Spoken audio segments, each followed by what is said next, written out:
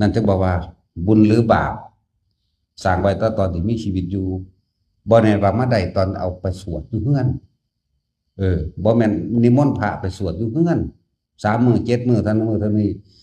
พวกเจ้าเป็นหนี้จะได้แสนนั่นบ่ล่ะเป็นหนี้เพราะว่าศพนี่พวกเจ้าพากันบ่กล้าตัดสินใจเองเพราะพวกเจ้าบ่มีความรู้เองบ่รู้แจ้งเห็นจริงตามความเป็นจริงเองพวกเจ้าบ่ฟังพระผู้เพิ่นรู้บอกเองพวกเจ้า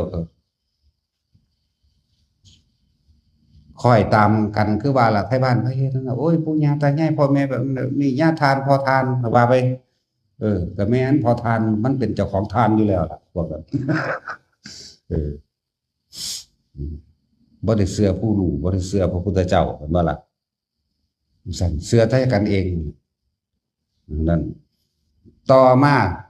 เพณีในพวกบ้านเฮาซุมื้อภาคอีสานหรือภาคใดก็แล้วแต่ในประเทศไทยบาดนี้ทำบุญแจกข้าวหา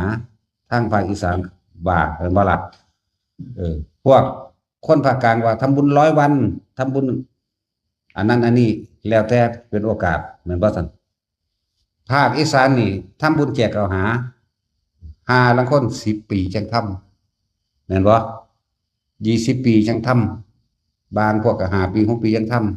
ำในช่วงระหว่างนี่บ่ทำเด้ช่วงระหว่างจากเขาตายไปแล้วถึงจักวันนี้ไปฮอดพุ่นล่ะฮอด5 ปีหรือ10 ปีจึงทำทีเดียวแล้วเลยเด้แล้วเข้าใจว่าแล้วเข้าใจว่าได้บุญแล้วเนาะตอนทำจังซั่นอีกก็เป็นหนี้อีกจักบ่ล่ะตกลงกันความนั้นความนี้พี่น้องก็เถียงกันมึงได้บุญหลายกูบ่ได้ซ้ำมึงแนวนั้นแนวนี้โอ้ยมันสิเป็นบุญหาแม่มึงบ่แนวนั้นแล้วอีกอย่างหนึ่งระยะเวลา